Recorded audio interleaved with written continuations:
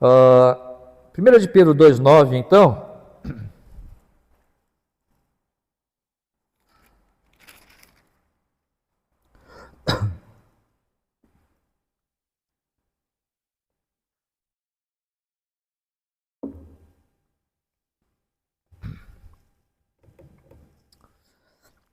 1 de Pedro 2,9. Vós, porém, sois raça eleita, sacerdócio real, nação santa, povo de propriedade exclusiva de Deus, a fim de proclamardes as virtudes daquele que vos chamou das trevas para a sua maravilhosa luz. Vós, porém, sois raça eleita, sacerdócio real, nação santa, povo de propriedade exclusiva de Deus, a fim de proclamardes as virtudes daquele que vos chamou das trevas para a sua maravilhosa luz. Vamos orar mais uma vez. Obrigado, ó Pai, pela tua palavra. Fala conosco, fala aos nossos corações através da mesma, pelo trabalho do teu Santo Espírito em nossas vidas. Nós te louvamos pelo teu Filho Jesus Cristo, que nos dá a vida, nos dá a salvação.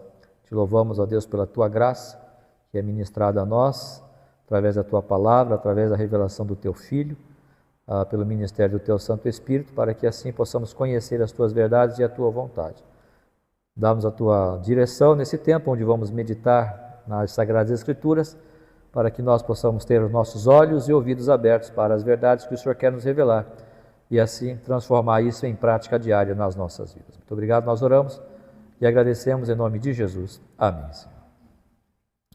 Nós falamos domingo passado e domingo retrasado também a respeito de fazer a vontade do Senhor, ou seja, de como agradar ao Senhor, né?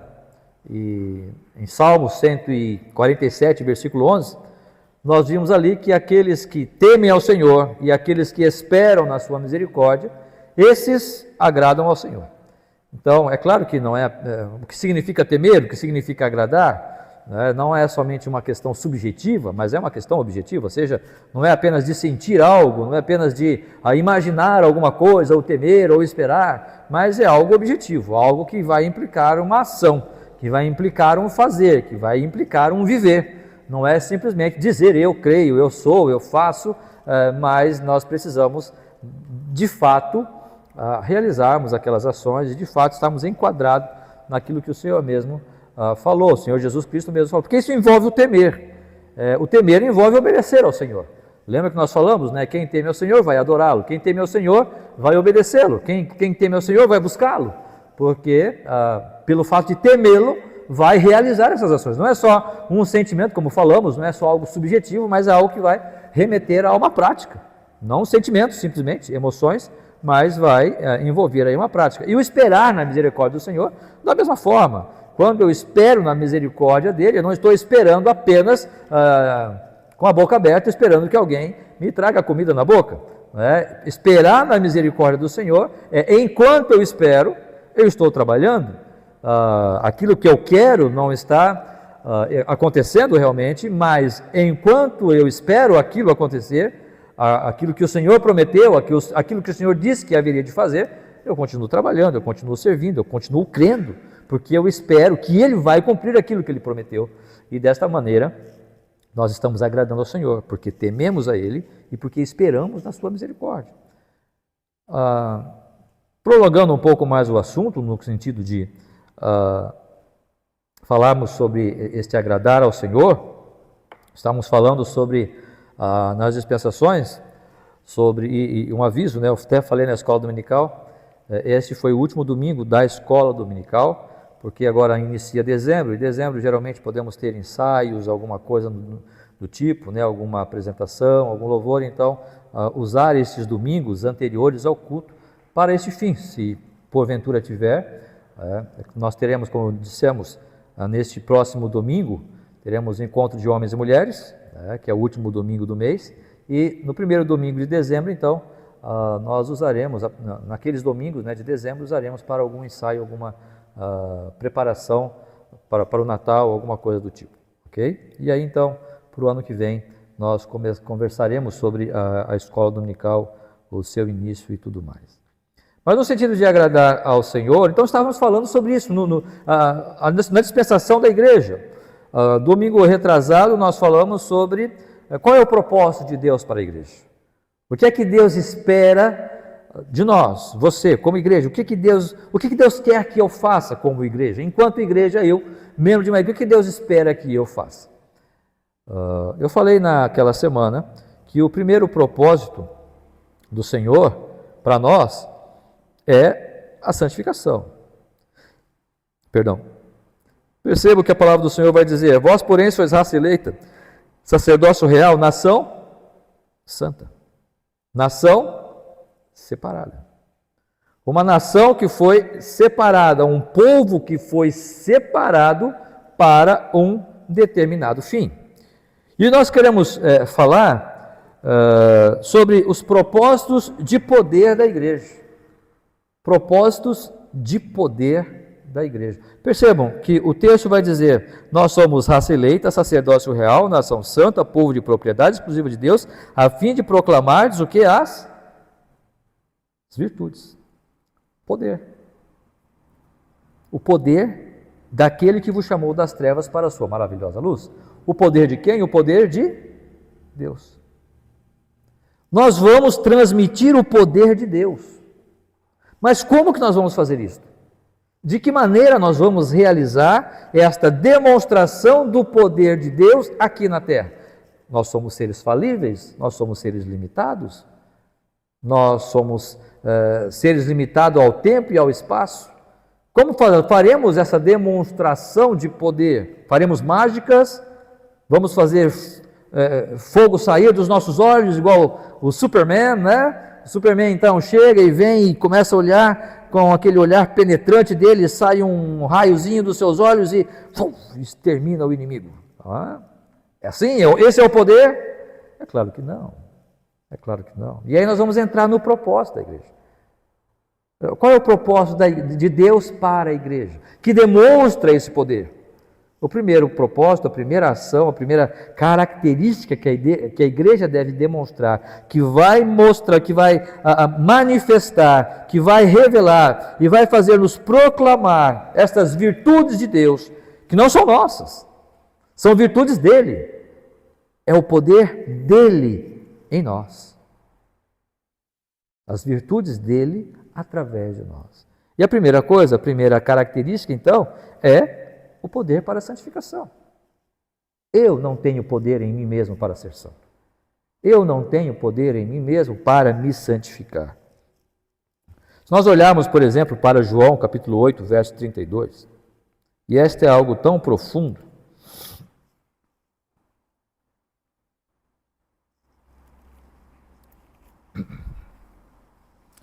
são versículos que nós lemos e eles se tornam talvez tão conhecidos de nós e talvez nós não percebamos a profundidade desses versos.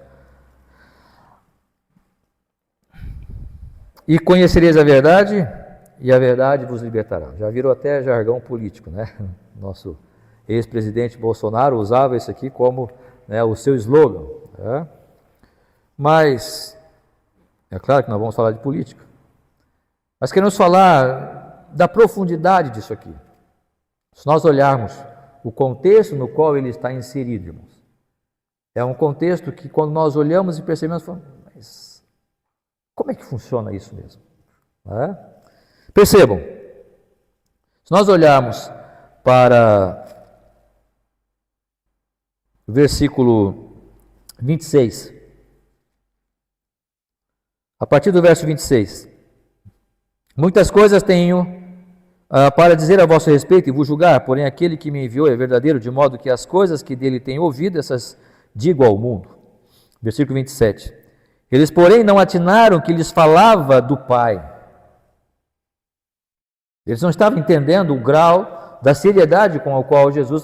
Talvez estavam imaginando que Jesus era um homem que estava ali para realizar uma grande ação, para realizar um grande feito, para fazer algo que todos iam... E eles queriam seguir Jesus nesse sentido, nessa visão, nessa perspectiva. Disse-lhe, pois, Jesus, versículo 28, quando levantardes o Filho do Homem, então sabereis que eu sou, e que nada faço por mim mesmo, mas falo como o Pai me ensinou. Verso 29, e aquele que me enviou está comigo, não me deixou só, porque eu faço sempre o que lhe agrada.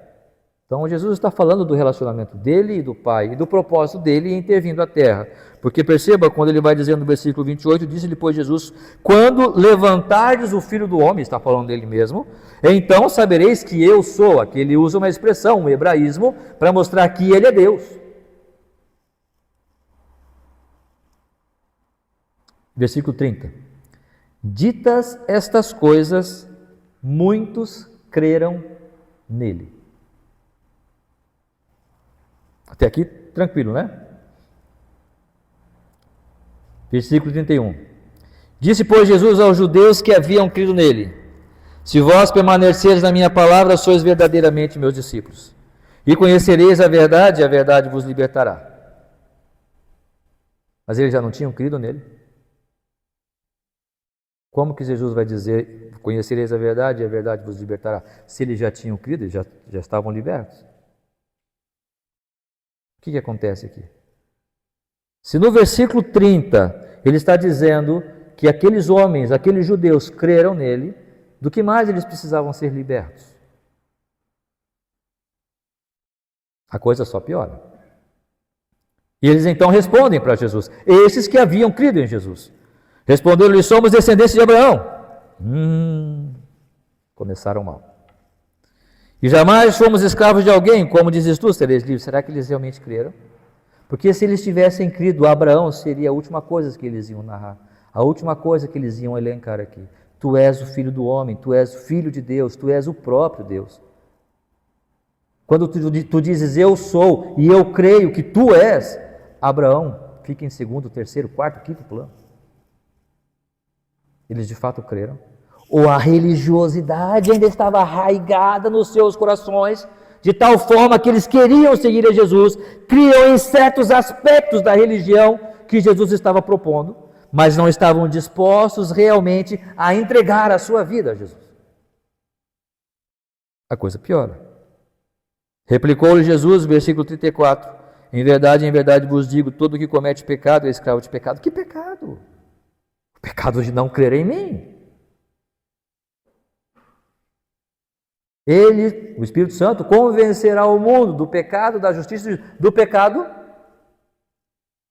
de não crer em mim. Qual é o pecado? De não crer em Cristo. Este é o pecado. Não são os efeitos do pecado. Não é a inveja, não é a mentira, não é a imoralidade. Não é. Isso são efeitos do pecado. O pecado está inserido em nós por conta dos nossos primeiros pais, que trouxeram até nós, ou que herdamos deles esse pecado original, porque o salário do pecado é a morte, e todos nós morremos, assim como por um só homem entrou o pecado no mundo, e por isso todos pecaram, por isso todos morreram. Há em nós esta condição de pecaminosidade, e esse pecado que nós herdamos não nos permite olhar para Cristo e crer na sua graça. Crer no seu trabalho, na sua obra de salvação. Versículo 35. O escravo não fica para sempre na casa, o filho sim, para sempre. Está falando de relacionamento, de convívio. Se, pois, o filho vos libertar, verdadeiramente sereis livres. Está falando isso para quem? Para os fariseus que queriam crucificar ele? Não, para os homens que creram nele. Bem sei que sois descendentes de Abraão. Vocês não estão falando nada novo para mim. Contudo, procurais matar-me. Senhor, nós acabamos de crer. Como é que você está dizendo que eu quero matar o Senhor? Porque a minha palavra não está em vós. Eu falo das coisas que vi junto de meu Pai, vós, porém, fazeis o que viste em vosso Pai. E então eles dizem, respondem, versículo 39, então eles responderam, nosso pai é Abraão. E aí Jesus diz, se sois filhos de Abraão, praticais as obras de Abraão. Porque Abraão viveu pela fé em Cristo, né? Tudo aquilo eram sombras das coisas que iam acontecer, e pela fé, Abraão, justificado pela sua fé, foi salvo, foi justificado, ou seja, tudo isso, aquilo, Isaac, seu filho, apontava para Cristo. Então Jesus, se você realmente crê e são filhos de Abraão, vocês haveriam de me ver, iriam crer em mim e haveriam de seguir-me. Mas vocês não fazem, vocês estão querendo me matar. Vocês estão querendo me crucificar. Versículo 41. Vós fazeis as obras de vosso pai. Disseram, nós não somos bastardos, temos um pai que é Deus. Replicou-lhe Jesus, se Deus fosse de fato vosso pai, certamente me havias de amar, porque eu vim de Deus e aqui estou. Pois não vim de mim mesmo, mas ele me enviou. Versículo 43. Qual a razão por que não compreendeis a minha linguagem? É porque sois incapazes de ouvir a minha palavra. Irmãos, o poder para a santificação não vem de vós. Nós não temos condições de ouvir a palavra, aplicá-la em nossa vida diária. E aí a coisa fica feia. Aí alguém fala assim, é por isso que Jesus foi crucificado. Jesus também não estava muito a fim de fazer amigos, né? Porque, olha, versículo 30, perdão. Dita essas coisas, muitos creram nele. Opa, vocês creem? Vem aqui, vamos assentar aqui, rol de membros aqui, batismo quando vai ser, você tal, já quer? Tá, vamos lá, você vai fazer o quê? Qual ministério você quer? Já virou membro da igreja. Porque creu? O crer em Cristo é muito mais do que dizer que crê. Realmente a transformação, a santificação, envolve aquela consciência de que Cristo é o Senhor da minha vida e eu quero entregar a Ele todo o meu ser. Enquanto isso não acontecer, qual é a condição? Vós sois do diabo, que é vosso pai, e quereis satisfazer-lhe os desejos. Ele foi homicida desde o princípio e jamais se firmou na verdade, porque nele não há verdade. Quando ele profere mentira, fala do que lhe é próprio, porque é mentiroso e pai da mentira. Mas esses homens tinham acabado de dizer que tinham crido nele. Como é que ele vem com essa palavra tão dura para esses homens? Porque nós podemos crer em Cristo, podemos dizer que cremos em Cristo, podemos dizer que cremos que Cristo existiu, podemos dizer que Cristo pisou nesta terra. Mas até onde isto está transformando a minha vida, está moldando o meu caráter, está moldando os meus parâmetros, os meus planos e os meus valores. O poder de Deus para a santificação não vem de nós, não vem de ações que realizamos, ou de uma lista, tenho falado várias vezes isso, uma lista de tarefas que nós observamos no dia a dia. Ainda que envolve, sim, certas ações. Mas não está simplesmente enquadrado numa lista de coisas que eu preciso fazer para então ser santo. A santificação envolve olhar para Jesus, aquele que foi levantado, e crer que Ele é o Filho de Deus. E se Ele foi levantado na cruz, Ele o fez por causa do meu pecado, por causa do seu pecado, por causa do nosso pecado. E cabe aqui a condição, a postura de entregarmos nossa vida a Ele e dizer, Senhor, eu quero realmente amar ao Senhor. Eu desejo conhecê-lo, desejo amá-lo. E aí então começa o processo de santificação. É a partir daí que começa esse trabalho de Deus santificando-nos. Estávamos falando mais uma vez na escola dominical aqui, em 1 Coríntios capítulo 5, 1 Coríntios capítulo 5, Paulo tem que escrever uma carta para a igreja de Corinto, e no versículo 1, Paulo vai dizer ali, geralmente se ouve que há entre vós imoralidade, tal como nem mesmo entre os gentios, isto é, haver quem se atreva a possuir a mulher do seu próprio pai. E aqui ele segue falando deste pecado horrendo que estava acontecendo aqui na igreja, e não somente acontecendo o pecado, como a própria igreja estava vendo isso e não estava fazendo nada. E contudo andais vós ensoberbecidos, versículo 2, e não chegaste a lamentar para que fosse tirado do vosso meio quem tamanho traje praticou. Ou seja, a galera estava sabendo, mas ninguém fazia nada. Esta era a condição da igreja. Mas no capítulo 1, versículo 1, vai dizer, Paulo, chamado pela vontade de Deus para ser apóstolo de Jesus Cristo, o irmão Sóstenes, a igreja que está em Corinto, aos santificados em Cristo Jesus, chamados para ser santos, como todos que em todo lugar invocam o nome do Senhor Jesus Cristo, Senhor dele e nosso. Ou seja, mesmo Paulo sabendo da condição de pecaminosidade daquela igreja, ele chama aqueles irmãos de santificados.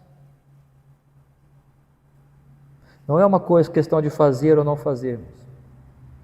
A santificação não envolve, estávamos falando isso, né? Estou até repetindo um pouco do que nós falamos na escola dominical, não é apenas uma questão de fazer isso ou fazer aquilo, estar envolvido nisso ou estar envolvido naquilo. Isto não demonstra a nossa santificação. O que vai demonstrar é o nosso relacionamento íntimo e pessoal com o Senhor Jesus Cristo, é como Paulo vai dizer, para o conhecer e o poder da sua ressurreição, conformando-me com Ele na sua morte, é morrendo para mim mesmo, deixando o meu próprio eu. Não é um conjunto de ações que eu tenho que observar e praticar para então ser considerado santo. Não. Deus quer que nós façamos, e vamos falar um pouco disso mais adiante. Mas a santificação está envolvida aqui dentro de um processo gradual de vencer o mal. Falamos, já repetindo mais uma vez, sobre o processo de santificação. E o que é, como é que funciona a santificação? Ora, Paulo está chamando esses irmãos aqui, e a igreja de Corinto foi a igreja que mais deu problema para Paulo. Mas ele está chamando esses irmãos de santificados, ou seja, foram separados por Deus. Mas e esses pecados? Não sei, Deus vai tratar com cada um deles. Tanto é que a igreja tratou, e na segunda carta mostra ali que aquele se arrependeu e voltou, aquele que estava praticando o pecado. Eles ouviram a orientação de Paulo e trataram o pecado. Mas a igreja de Corinto é uma igreja problemática. Haja visto que ele trata no capítulo 10 e 11 ali com relação à ceia, como eles tratavam a ceia. Mas eles eram santificados, eles eram separados. Por quê? Porque no coração deles, apesar do pecado, havia o desejo de estar com Cristo, havia o desejo de estar unidos uns com os outros e buscando essa santificação. Ainda que por um tempo eles erraram. Portanto, é necessário que nós estejamos entendendo a questão da santificação, que o Senhor nos colocou nesta posição de santos, ou seja, Ele já nos vê separados em Cristo. Nós já estamos lá nos céus, é a santificação posicional, né? Nós temos a santificação progressiva, já falamos isso, né? Mais uma vez repetindo aqui, sem querer ser pedante, né? A santificação progressiva, que é aquela santificação que vamos alcançando conforme nós vamos vivendo e lutando para vencer o mal que em nós habita, porque aquele que é santo, ele vai desejar não por si mesmo, mas porque teve um encontro com Cristo, ou seja, viu Cristo levantado na cruz, percebeu a graça de Deus em Cristo, o amor de Deus revelado a nós, e ele então vai dizer, eu quero ser santo, eu desejo lutar contra esse mal.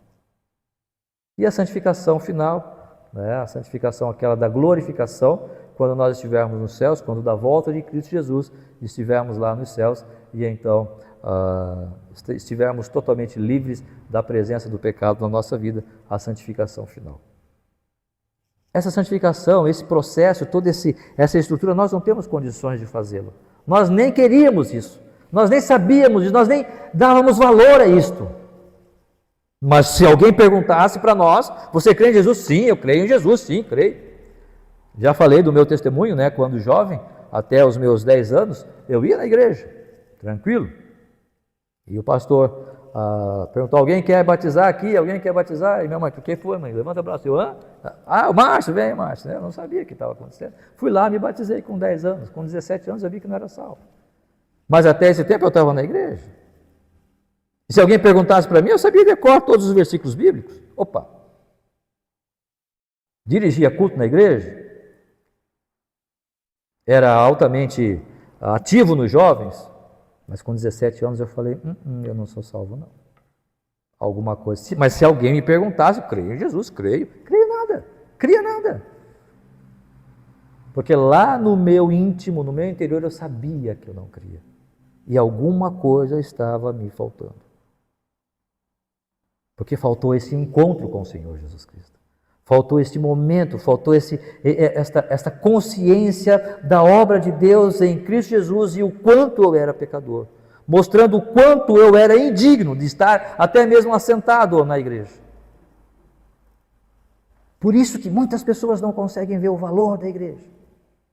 Porque acham-se dignos demais de estar assentado aqui.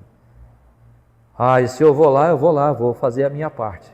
Vou ouvir você. Tá, fala aí. Não, você é bom demais para a igreja. né? Imagine, eu me achava bom demais para a igreja. Eu vou lá fazer um favor, dar a minha ilustre presença a vocês. Mas eu creio em Deus, eu creio. Jesus vai dizer o seguinte: vós tenham por pai palavras duras, né? Para homens que tinham acabado de dizer que cria nele. Se fosse o evangelismo de hoje, seriam todos membrados, todos batizados, todos, né, já estariam todos inseridos em ministérios na igreja. Não é bem assim. Portanto, a santificação ela é um processo que vai acontecer nas nossas vidas, mas é o poder de Deus em nós. E é a maneira de nós proclamarmos as virtudes de Deus, manifestarmos, proclamarmos o poder de Deus em nós. Como? Vivendo uma vida de santidade. Através do quê? Através da palavra de Deus, ou seja, do apego à palavra, da leitura da palavra, do manejar da palavra de Deus. Irmãos, pergunta séria. Quantas vezes você separa no seu dia um tempo para ler a palavra? E não estou dizendo para você decorar versículos. Quanto tempo nós separamos para internalizar a palavra nos nossos corações? Quanto tempo eu separo para orar? Não é para, Senhor, abençoa, Senhor, me dá aquilo, Senhor, me ajuda, Senhor. Não.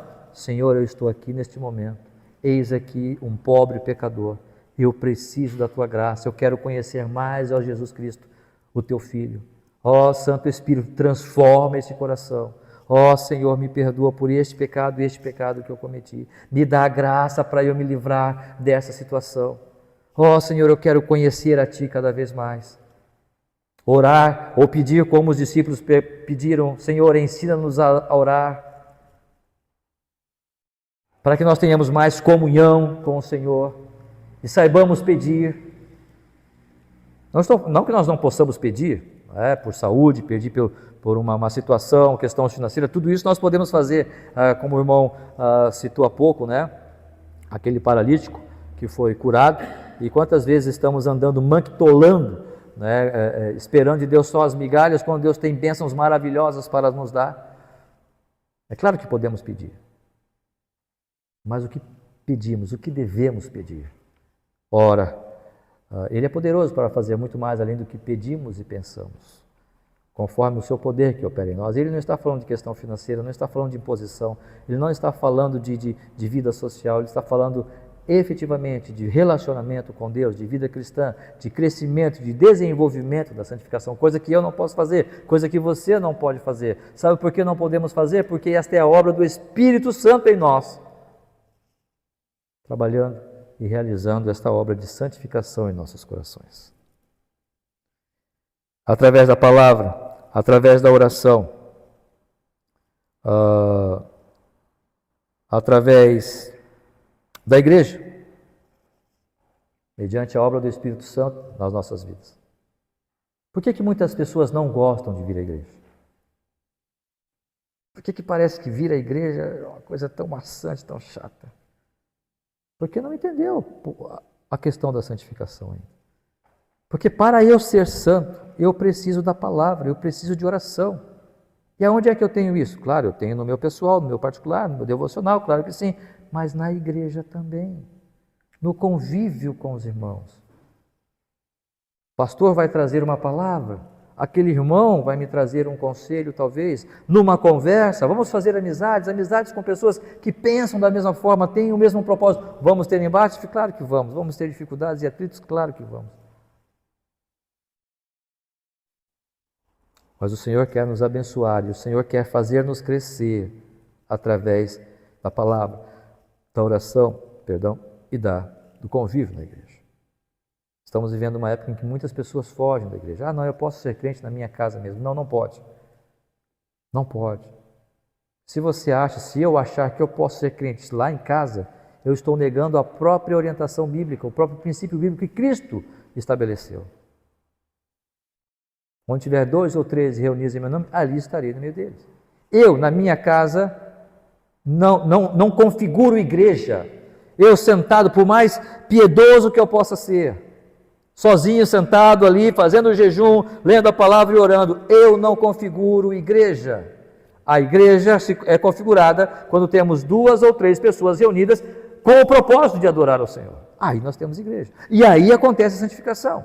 Porque aí nós estamos entrando num campo minado, um campo de luta espiritual, onde nós não temos forças para lutar contra isso. Não é uma questão de associações de pessoas que pensam a mesma coisa.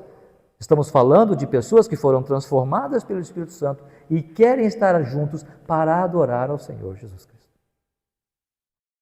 Porque elas querem crescer. Elas querem santificar-se. Querem conhecer mais e mais a este Senhor. Não está em mim, não está em você, não está em nós este poder. Está no poder que Deus nos dá.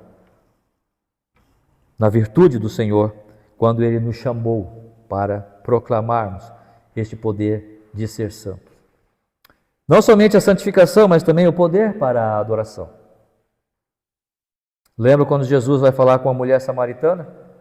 E ela conversa, nossos pais, vocês adoram nesse monte, nossos pais adoravam no outro monte e tal, e vocês dizem que é no templo, nossos pais adoravam nesse monte e tal.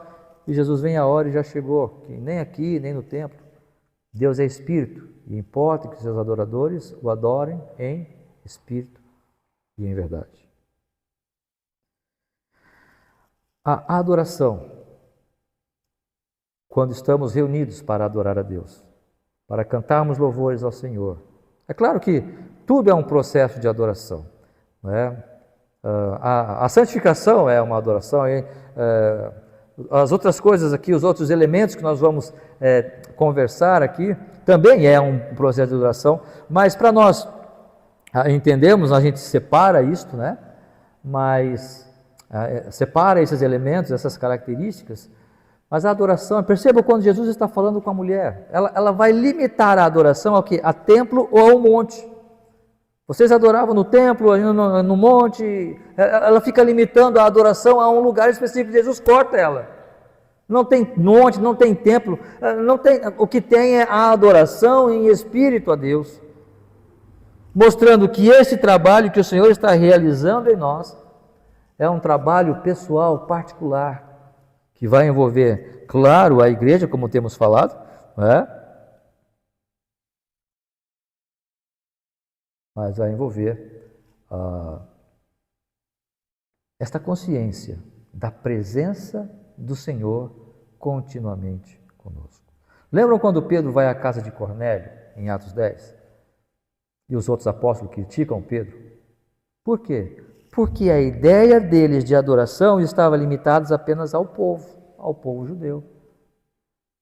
Talvez eles podiam dizer, a adoração não é só no templo, não é só no monte, no Monte Sinai, entendemos isso aí, mas é só aos judeus, Eles não entenderam que a adoração não estava limitada a um povo. Cristo quebrou a parede de separação que havia entre judeu e gentio. Agora Deus está trazendo um novo povo, formando um novo povo para a sua adoração. E esse povo chama-se igreja. E como é que nós conseguimos esse poder para adorar a Deus, em espírito e em verdade? Não é por nós. Quando estamos adorando, estamos proclamando o poder de Deus, de ter transformado-nos. E eu, a partir de agora, paro de pensar em mim mesmo, paro de considerar os meus próprios parâmetros, paro de considerar os meus próprios valores, porque a partir de agora eu quero considerar a Deus como algo superior e a Ele digno de ser adorado em todo tempo e em todo momento. Não é mais apenas um espaço, não é apenas um povo, não é apenas um lugar específico, mas sim a um Deus, dentro da sua soberania, dentro da sua graça, dentro da sua verdade, dentro da sua majestade. Percebam, vós sois raça eleita, nação santa, povo de propriedade exclusiva de Deus. Versículo 9. Sacerdócio real, nação santa, povo de propriedade exclusiva, a fim de proclamar as virtudes daquele que vos chamou das trevas para a sua maravilhosa luz. Andávamos em trevas, andávamos perdidos na escuridão do pecado, na cegueira da incredulidade, mas o Senhor nos chamou e nos libertou deste torpor, deste estado de morte, dormência espiritual, e abriu os nossos olhos para a maravilhosa luz do próprio Deus. Por que não adorá-lo? Como não adorá-lo? É claro que nós vamos adorá-lo. Agora nós vamos adorá-lo. Vamos reverenciá-lo, vamos honrá-lo, vamos glorificá-lo por aquilo que ele fez em nós. E continuará fazendo, pois ele tem prometido tantas coisas a nós, à sua igreja. E quantas coisas nós temos visto que ele continua fazendo e abençoando-nos. Adoremos ao Senhor, pois ele nos tirou das trevas e nos transportou para o reino do Filho do seu amor. E nesta adoração, nós temos aqui, versículo 5, também vós mesmos como pedras que vivem, como igreja que somos, como o templo de Deus, sois edificados casa espiritual para seres sacerdócio santo, como ele vai falar também no versículo 9, vocês são sacerdócio real, a fim de ofereceres o quê? Sacrifícios espirituais agradáveis a Deus por intermédio de Jesus Cristo. Não são sacrifícios, a igreja não tem mais sacerdotes, a igreja não tem mais um rito sacrificial, mas em espírito, como Paulo vai falar, sacrifício vivo, santo e agradável a Deus, que é o vosso culto racional. Hebreus capítulo 13, verso 15 e 16.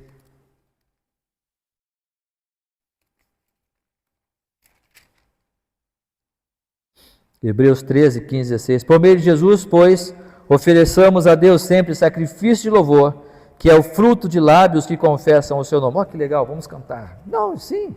E fala de cantar, fala de louvor, fala realmente do sacrifício de louvor. De cantar, de louvar ao Senhor com as nossas vozes, com aquilo que Ele nos deu. E talvez nós paramos por aqui, né? Muitas vezes achamos que louvor é só cantar, adoração é só cantar. Claro que não. No versículo 16 vai dizer, não negligencieis igualmente a prática do bem, e a mútua cooperação, pois com tais sacrifícios Deus se compraz. Também são sacrifícios espirituais. Também é o nosso culto. Que sacrifícios são esses? Bota na prática aí, pastor. Eu não sei. No nosso dia a dia vai aparecer muitas oportunidades de nós servirmos ao Senhor. E não estou falando apenas do convívio da igreja. Estou falando do fazer o bem, do realizar o bem a outrem.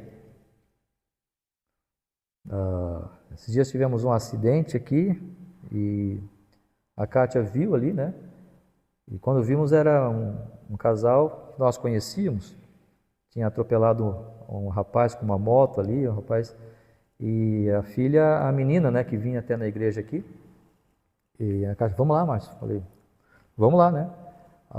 Aí ela estava apavorada, porque ela tinha um ônibus a pegar lá na FURB, que ela ia fazer uma viagem, e aí a gente pode levar ela, e pegamos e levamos ela até a FURB, eles ficaram muito gratos, né? Eu poderia simplesmente nem aparecer, eu poderia simplesmente me eximir, não, eu não tenho tempo, né? Não, vai pagar gasolina, não é?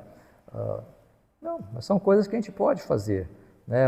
São coisas práticas do dia a dia que nós podemos, de alguma forma, realizar ao bem do próximo, mas é claro, podemos voltar para a igreja. O que você pode fazer? De que maneira você pode auxiliar mais? Para oferecer não ao pastor, não ao corpo, mas a Deus. Você não simplesmente quer ver a igreja funcionando bem. Não é isso que você quer. É claro que nós queremos a igreja trabalhando e cada um nos seus departamentos, nos seus ministérios, realizando um trabalho. Claro, isso é legal. Mas é muito mais do que isso. Eu quero glorificar a Deus com a minha vida, dentro daquilo que eu posso fazer a bem da igreja, a bem do trabalho do Senhor. E muitas vezes, irmãos, isso vai exigir de nós um certo sacrifício. Tempo, valores, bens, né? Talentos. Precisamos deixar de lado algumas coisas e para servirmos ao Senhor, adorando a Ele e tão somente a Ele. Não somente isso, e ligado com isto, nós temos também o poder para o trabalho. Para o trabalho. Efésios capítulo 4, verso 11 a 16. Mais uma vez, repetindo o que nós falamos um pouco na escola dominical, né? Efésios 4, de 11 a 16, nós temos ali uma lista de dons que o apóstolo Paulo nos dá, que alguns entendem que são os dons para a direção da igreja, aqueles dons que são para a liderança da igreja. E ele mesmo considera uns para apóstolos, outros para profetas, outros para evangelistas e outros para pastores e mestres, com vistas ao aperfeiçoamento dos santos, para o desempenho do seu serviço, para a edificação do corpo de Cristo, até que todos cheguemos à unidade da fé e do pleno conhecimento do Filho de Deus, à perfeita varonilidade, à medida da estatura da plenitude de Cristo, para que não sejamos mais como meninos, agitados de um lado para o outro, e levados ao redor por todo o vento de doutrina, pela artimanha dos homens, pela astúcia com que induzem ao erro. Ou seja, a palavra do Senhor está dizendo que Deus separa, na verdade, o Espírito Santo, né? Pessoa de Deus, Deus na pessoa do Espírito Santo, separa homens para tarefas específicas na igreja: apóstolos, profetas, evangelistas e pastores, que são mestres, ou pastores mestres.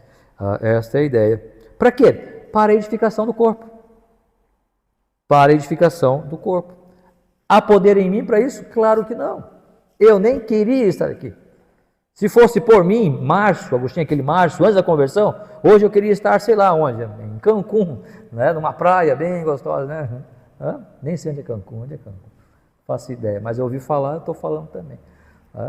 Queria estar numa praia bem gostosa, queria estar, sei lá, vendo qualquer coisa. O março, a carne, né? Agora, o fato de eu estar aqui, ter o prazer de estar aqui, para de alguma forma servir à igreja, trazendo alguma mensagem, trazendo alguma orientação, não está em mim esse poder. Não está em mim.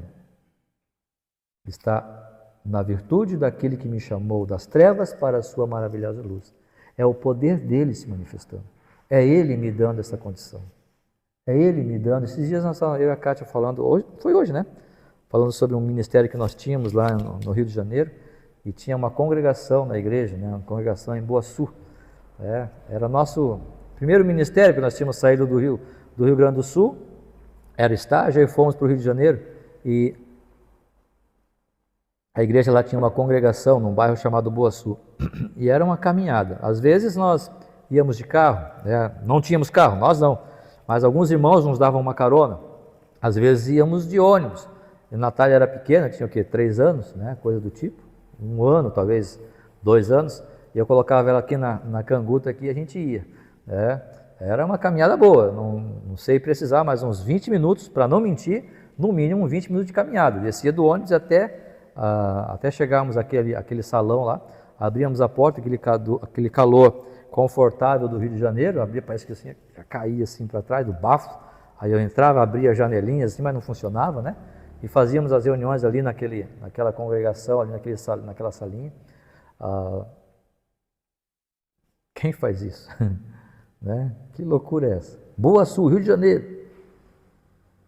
Andando a pé, naquele lugar violento. Depois que você para, que loucura é essa? Depois que você para perceber, a Natália era uma branquinha de olho azul. Eu falei, era louco, né? Andar aqui no meio das pessoas, no sentido de se chamar a atenção, entende? Chamava a atenção. Uma vez eu estava no ponto de ônibus, a Kátia tinha saído com a Natália para ir no médico, e eu estava olhando ela sair, e um homem chegou, olha lá aquela menina, branquinha de olho azul, mano, como é que pode, mano? Carioca? Era estranho, americano, você não entendeu? Não, nós é brasileiro mesmo, né? Mas aí você percebe o quanto que a gente faz no sentido de trabalho. Mas por que a gente faz isso? Porque tinha dinheiro envolvido, tinha um status, não tem nada desse negócio. Faz porque Deus de alguma forma colocou em nosso coração o desejo de servir, o desejo de usar um talento, e quando eu falo isso, irmãos, não é porque eu quero me engrandecer, por favor, né? Se isso está transparecendo, por favor, me perdoem. Mas eu vou contar experiências que são minhas, né? São realidades que nós vivemos. E poderia falar de outros pastores, ministérios que são muito mais difíceis do que o nosso? Claro que sim. Mas não falaria com a mesma propriedade com a qual estou falando aqui. do ministério que nós realizamos, né? E como eu disse, pode ter ministérios muito mais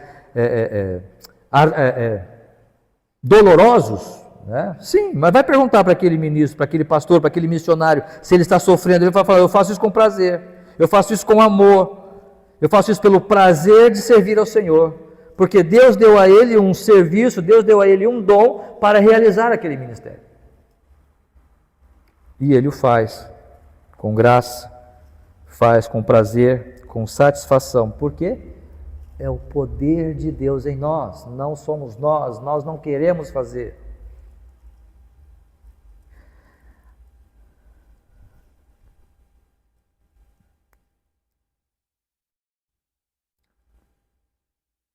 Em 1 de Pedro 4, 10 a 11, 1 de Pedro, capítulo 4, verso 10 a 11, vai dizer o seguinte: servir uns aos outros, conforme o dom que recebeu, como bons despenseiros da multiforme graça de Deus. Se alguém fala, fale de acordo com os oráculos de Deus. Se alguém serve, faça-o na força que Deus supre, para que em todas as coisas seja Deus glorificado por meio de Jesus Cristo, a quem pertence a glória e o domínio pelos séculos dos séculos. Amém. Não somos feitos, tudo isso que é feito por nós não é por nós, é pela força que Deus nos dá, pela força que Deus supre em nós, para nós realizarmos o trabalho que temos para fazer. Portanto, nós vamos manifestar, proclamar as virtudes de Deus como igreja, através da santificação, porque nós não temos poder para sermos santos, mas o poder de Deus em nós nos dá essa condição. Nós vamos proclamar o poder de Deus, a virtude de Deus, por meio da adoração. Por meio da adoração. Esses dias passando em frente ali a um local que tem umas gafieiras ali, tem uns rastapé ali, né? Cheio de carro, mas abarrotado de carro. E falamos, convida para a igreja para ver quem quer ir. Né? Porque a adoração a Deus não é o objetivo. Eu quero adorar a mim, satisfazer o meu ego. Este é o meu mote, é isso que eu quero agora. Satisfazer a mim. Adorar a Deus, deixo para depois. Nós vamos mostrar o poder de Deus quando estamos reunidos para a adoração a Ele, glorificando a Ele. Não vem de nós, parte dele, do Espírito Santo em nós. E poder para o trabalho, para realizar o trabalho, aquele ministério, aquele dom que Deus te deu. Deus te deu um dom, um ministério para você realizar. Qual é? Temos feito testes, né? Estamos falando, mais uma vez, repetindo aqui a escola dominical, fizemos um teste, certa vez num culto de oração, trouxemos um teste. Qual é o seu dom? Evangelista? Profecia? Dom de servir? Dom de contribuição? Dom de consolar? Não é consolar, esqueci agora o termo. Piedade? Não é piedade, não é. Misericórdia, muito bem. O dom de misericórdia, até que parecido, né? O dom de misericórdia, ou seja, qual é o seu dom? Você precisa encontrar o seu dom. E você precisa saber qual é o seu dom.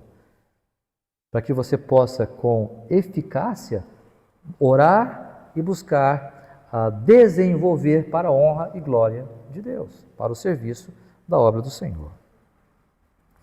E por último, irmãos, mas não menos importante, Deus nos chamou para proclamarmos as virtudes dele através da santificação, através da oração, através do serviço e através da evangelização. Não tem como nós esquecermos. A igreja é aquela instituição que o Senhor separou, aquela agência que o Senhor criou para falar de Cristo. Nós somos aqueles que precisamos proclamar as virtudes daquele que nos chamou das trevas para a sua maravilhosa luz, proclamando a Cristo, falando do Evangelho do Senhor Jesus Cristo. Mas recebereis poder. Vocês não têm poder para evangelização. Eu não tenho. Mas recebereis poder ao descer sobre vós o Espírito Santo. E sereis minhas testemunhas, tanto em Jerusalém, quanto em Samaria, Judeia e até os confins da terra. não tem como negligenciarmos o proclamar este poder em nós. Porque temos esse poder em vaso de barro, temos esse tesouro em vaso de barro. Nós somos fracos, nós somos limitados, assim como os corintianos ali. Eram fracos, eram limitados, eram pecadores, assim como nós. Não estamos fazendo apologia ao pecado, mais uma vez, repetindo ali o que falamos na escola dominical. Não estamos fazendo, não, pode pecar à vontade, já é salvo, pode. Não estamos falando isso. Mas nós precisamos reconhecer a nossa fraqueza. Somos um vaso de barro. Mas pela graça de Deus, este vaso de barro tem dentro de si um tesouro maravilhoso, que alguns entendem que é o Espírito Santo, outros entendem que é o Evangelho. Pode ficar essa luta constante, mas enfim, o fato é que nós temos esse tesouro, e esse tesouro não é para ser guardado, é para ser transmitido, é para ser falado, é para ser compartilhado. Para quem você está compartilhando o Evangelho hoje? Qual é a pessoa que você está sentando? Ou pelo menos você está orando para sentar com ela, para evangelizá-la? Com qual pessoa você... eu tentei, pastor, eu tentei conversar, mas... Sim, quantas pessoas o Senhor Jesus Cristo falou e também deram as costas e deram de ombros para ele?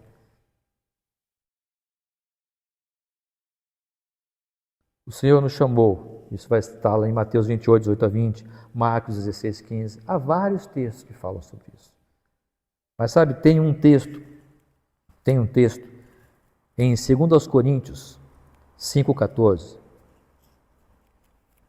2 Coríntios 5,14.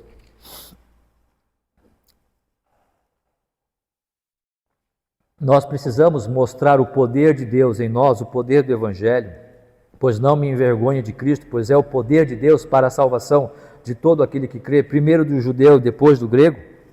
Nós precisamos mostrar esse poder. Que poder é esse? É uma dinamite? É uma banana de dinamite ou é apenas um traquezinho? Né? Não, ele transforma, ele desmorona tudo. As minhas ideias, todas as minhas fortalezas, os meus sofismas. O Evangelho quebra tudo, ele rui tudo.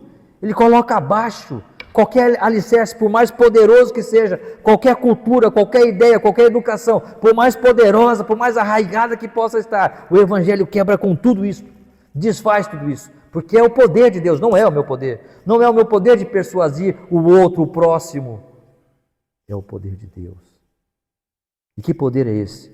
Pois o amor de Cristo nos constrange. Julgando nós isto, um morreu por todos, logo todos morreram. Cristo foi levantado. O eu sou foi levantado. E quando ele é levantado, eu só percebo a minha indignidade. Eu só percebo o meu pecado. Isto me constrange. E o amor de Deus é derramado em nossos corações pelo Espírito Santo que nos foi otorgado. Não está em mim este poder, não está em mim este amor. Mas o amor de Cristo nos constrange, me constrange a falar deste Cristo. Me constrange, me leva, me impulsiona, eu não posso ficar quieto. Em nada tenho a minha vida preciosa por mim mesmo, conquanto que eu saia agora e vá falar do Evangelho de Cristo.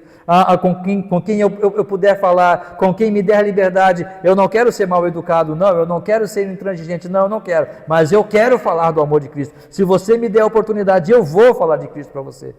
Porque isso está pulsando em meu coração. Não é só uma questão de obrigação, não é só uma questão de ordem, é uma questão de prazer, é uma questão de desejo de falar do meu Senhor que me salvou, porque eu quero mostrar, eu quero proclamar o poder de Deus que um dia eu vi, que um dia eu experimentei, e eu quero que você experimente também. Esta é a verdade nas nossas vidas? Se sim, amém. Se não, que Deus nos abençoe. Que Deus nos perdoe se não estivermos fazendo isso. Mas proclamemos como igreja o poder de Deus, porque nós professamos isso. E que não sejamos como aqueles judeus que creram, mas não creram na verdade. Porque quando o Senhor confrontou-os com a verdade, eles... Eu creio em Deus. Eu creio em Cristo, seu Filho. E creio no poder do Espírito Santo para transformar a minha vida, para me ensinar a adorar, para me conduzir no trabalho que eu preciso fazer e para me motivar constantemente a evangelizar, a mostrar o Cristo àqueles que ainda não conhecem. Em todos esses aspectos, eu quero proclamar o poder as virtudes de Deus, daquele que me chamou das trevas para a sua maravilhosa luz.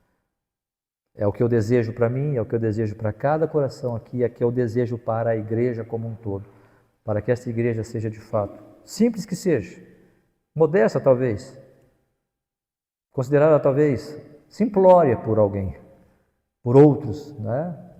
Mas que seja uma igreja onde o poder de Deus está sendo revelado, através das suas vidas, através do seu desejo de falar, de se santificar, de servir, de trabalhar e de crescer e fazer o Evangelho de Cristo conhecido aqui nesse local, nessa cidade, nesse bairro, como o Senhor mesmo nos permitir fazer. Amém? Que Deus nos abençoe, nos guarde e nos abençoe. Vamos ficar em pé, irmãos, vamos cantar mais um louvor. Vamos cantar aquele louvor. Te louvamos, ó Senhor, pela graça demonstrada a nós.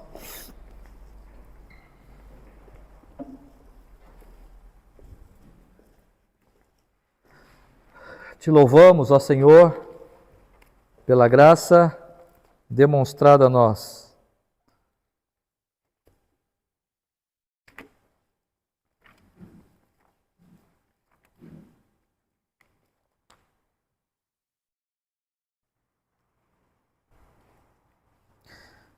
Te louvamos porque nos fizestes caminhar como vencedores. Te louvamos, ó Senhor, pelo amor que nos conquistou. Te louvamos, pois quebrastes os grilhões que nos separavam. Te louvamos, pois tiraste-nos das trevas e quebrados os grilhões fomos livres para adorar. Te louvamos, ó Senhor.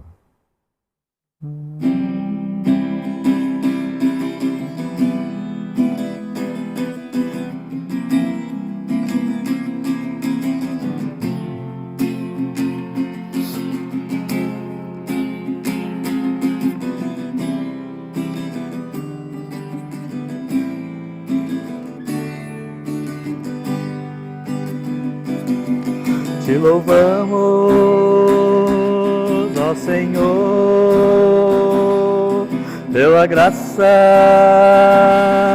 demonstrada a nós. Te louvamos, porque nos fizeste caminhar como vencedores. Te louvamos, ó Senhor, pelo amor que nos conquistou. Te louvamos, pois quebraste os grilhões que nos separavam. Te louvamos, pois tiraste-nos das trevas e quebrados os grilhões, fomos livres para adorar. Te louvamos, te louvamos, te louvamos,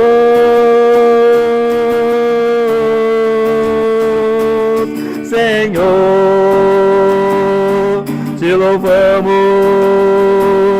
pois tiraste-nos das trevas e quebrados os grilhões, somos livres para adorar. Te louvamos, te louvamos, te louvamos,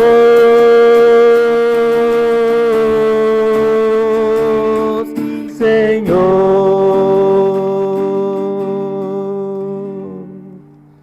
Muito obrigado, Pai, te louvamos, porque realmente o Senhor nos tirou das trevas, nos quebrou os grilhões que nos levavam para a morte, do pecado do qual nós éramos escravos. Perdoa-nos, ó Deus, tantas vezes quanto dizemos não para Ti, negligenciamos o Teu amor e a Tua graça.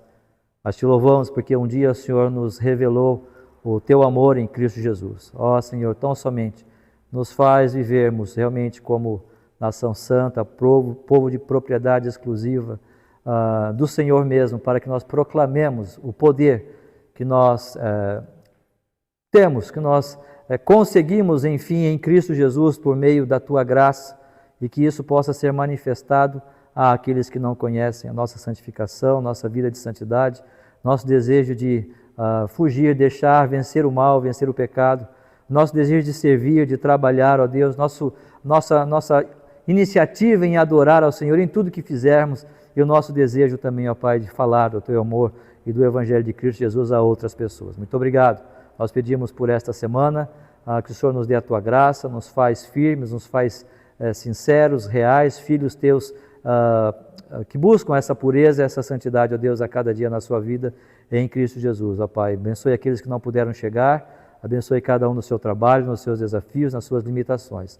Oramos também, ó Deus, por cada família que aqui está, pela sua semana, pelos seus trabalhos, pelos seus projetos, que em tudo o Senhor esteja sendo colocado à frente de todas as coisas, e assim, ó Pai, possamos realmente estar glorificando ao Senhor com nossas vidas. Abençoe mais uma vez, nós pedimos a Tua graça, oramos e pedimos em nome de Cristo Jesus. Amém.